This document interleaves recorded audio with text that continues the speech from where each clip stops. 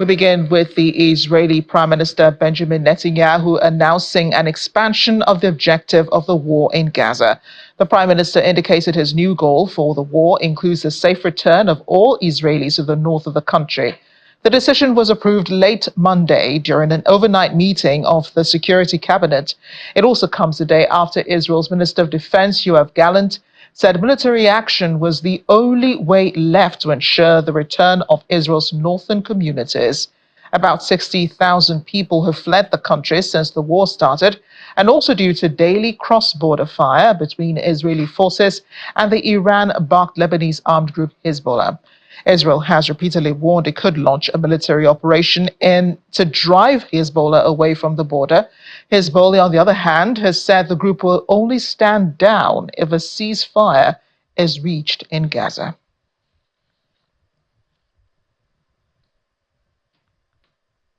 Now, opposition leader Yair Lapid is calling for an end to the war in Gaza, saying a hostage deal is what is needed to put an end to the ongoing fighting. Lapid was speaking to reporters after meetings at State departments in Washington, D.C. in the United States. He took aim at the Israeli government, saying that they need to intensify more efforts to bring back all the remaining hostages held in Gaza. I just finished a long meeting with Secretary Blinken. Before that, I met with the National Security Advisor, Jake Sullivan, discussing the situation back home in Israel and the relations with the United States, and most importantly, the hostage deal that needs to be taken. Israel needs the hostage deal and the end of the war, and no political process or political turbulence should affect the hostage deal. We have to bring them back home. I believe first and foremost, Yahya Sinwar and Hamas, that is a terrible terror organization, are the stoppage, the largest stoppage to this hostage deal. But I think the Israeli government should do more in order to bring them back home. I believe we must have a hostage deal as soon as possible. We cannot afford to wait because they are dying down there. We just saw the terrible, tragic loss of another 5 people last week, the week before. We cannot wait for any political changes. We need to make the deal now. We will do everything that is necessary in order to make sure that there is a hostage deal. I believe that any political interest should be set aside for this. This is way more important.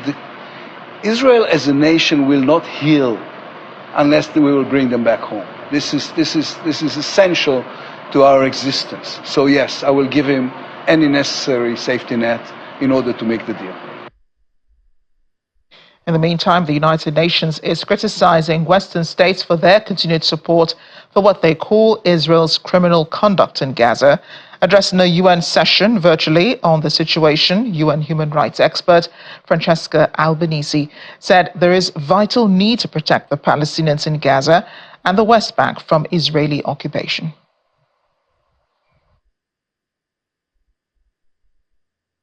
Shockingly, in the face of the abyss reached in the OPT and the hope provided by the international justice system, most member states remained inactive at best, or actively aiding and assisting Israel's criminal conduct. So I think that it's unavoidable for Israel to become a pariah in the face of its continuous, relentless, vilifying assault on the United Nations on top of millions of Palestinians. Now I see the risk of failing once again in the West Bank, because the attack that Israel has unleashed is not just against Palestinians in Gaza, it's against the Palestinians as a whole. So there is a need to read the writing on the wall and to protect the Palestinians from what it might be in some weeks or months from now, another form of genocide unfolding. So this is why I'm so convincingly sounding the alarm not to turn a blind eye on what is happening to the entire Palestinian population under Israeli military rule. and you see what member states, especially Western states, are doing, defunding UNRWA and even supporting Israel's actions against UNRWA as an overall attempt to get rid of the agency. This is so wrong morally, legally, and politically, that it is to be looked at as one symptom of a greater problem, that is, does Israel deserve to continue to go unpunished for its relentless attacks on the United Nations? Should there be a consideration of its membership as part of this organization, which Israel seems to have zero respect for? Clashes, however, erupted between dozens of pro-Palestinian and pro-Israeli protesters in Berlin on Monday. The demonstrations took place outside the Technical University of Berlin, leading to several arrests by the police. The tensions arose during a scheduled lecture by Vulker, a Green politician and president of the German-Israeli Society.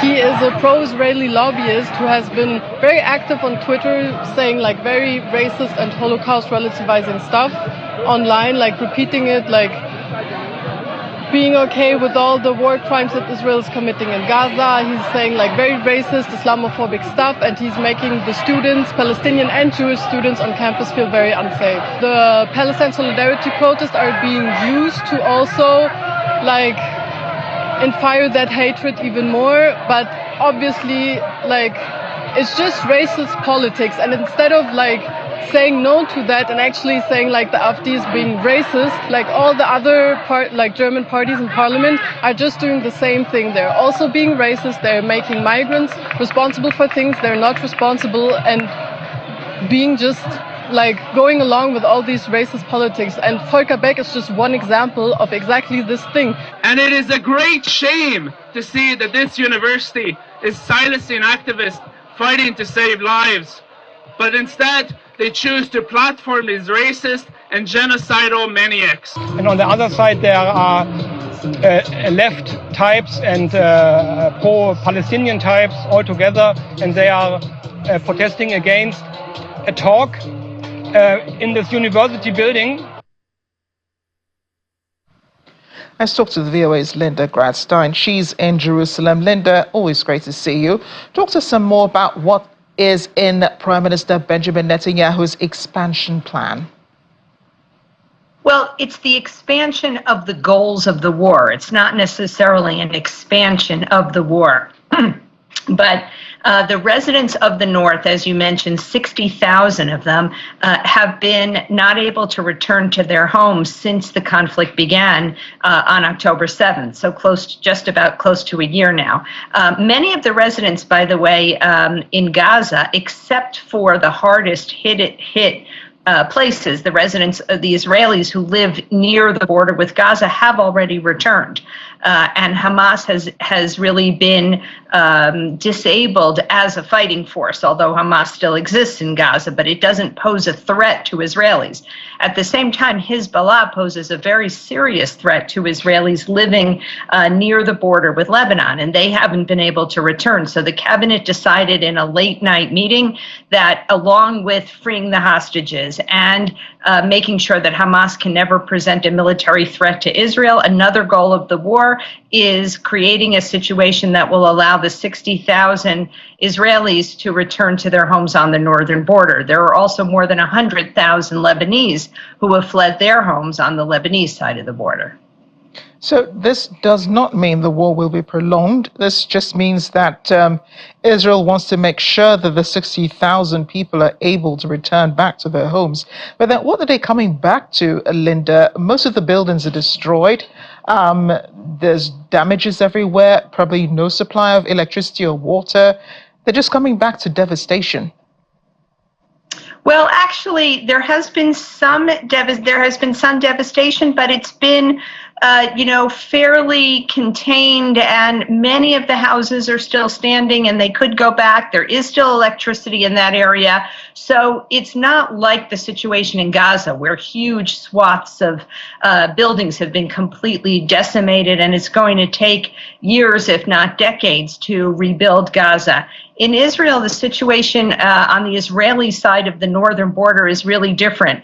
Many of the people could go back to their homes. There have been damage in certain areas, certain homes, certain businesses, but most of these people say that they want to come home. You know, the school year started a couple of weeks ago. So now kids are enrolled in alternative schools. And I think, you know, what some people in Israel have said is that if they don't go back soon, then they won't go back at all. That really is grave, the education of the children, but it does still sound a bit risky. You have to agree, for a country such as Israel, still facing a lot of condemnation from the international community. How does Israel hope to navigate the barrage of probes and condemnations ahead? And what have Israelis said about this?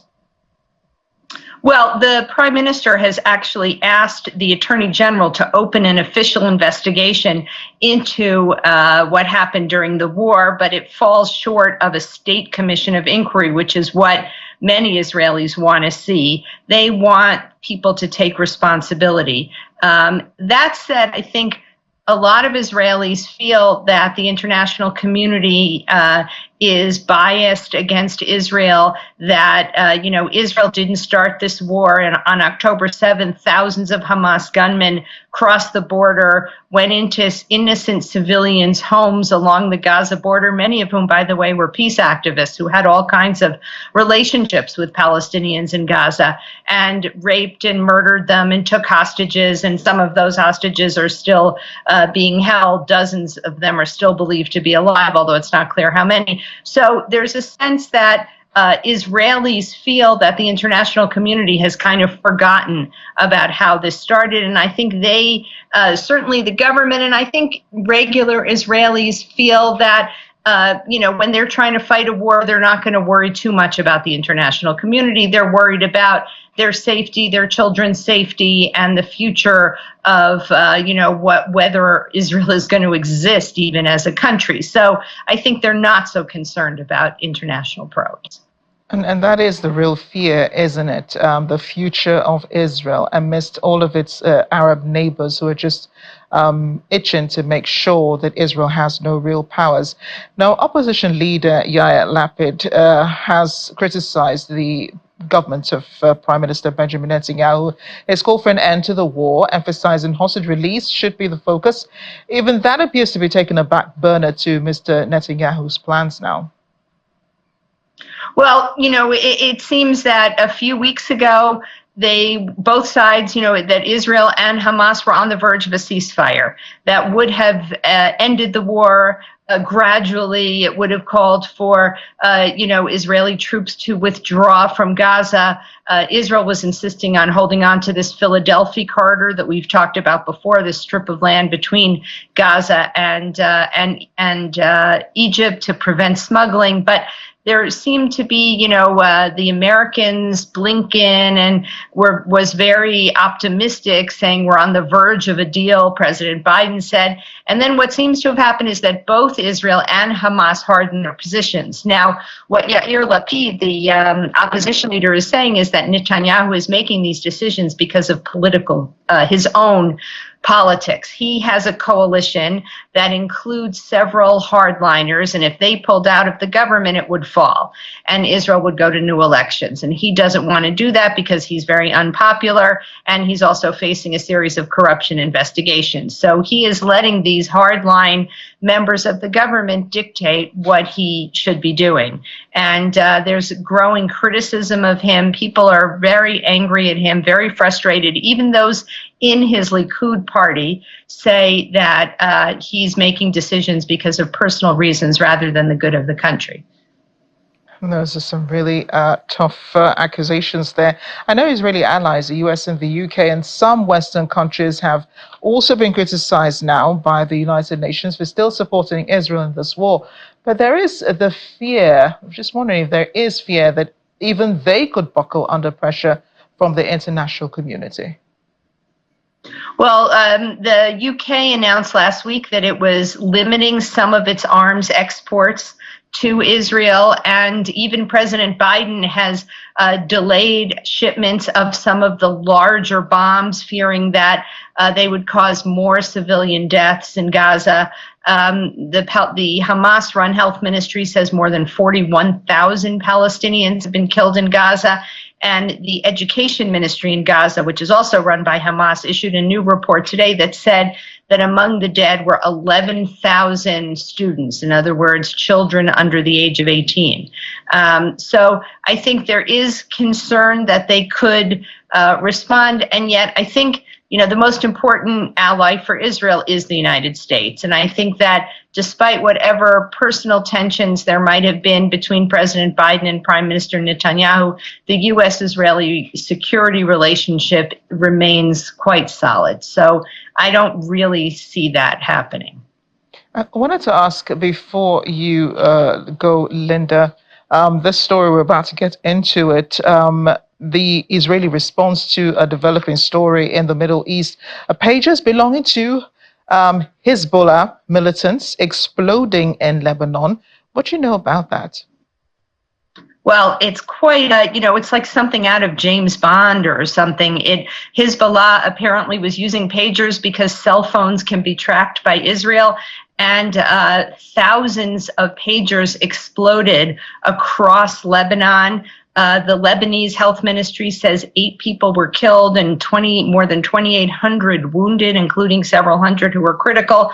Israel has not taken responsibility for this, but Israel is being widely blamed for this. One of Netanyahu's advisors put up a tweet kind of hinting that Israel was responsible and quickly took it down, but it certainly increased the tensions.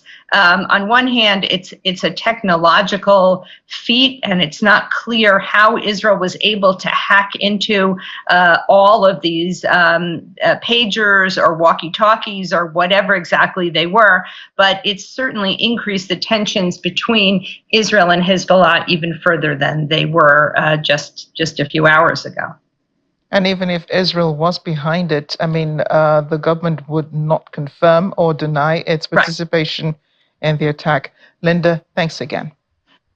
Sure.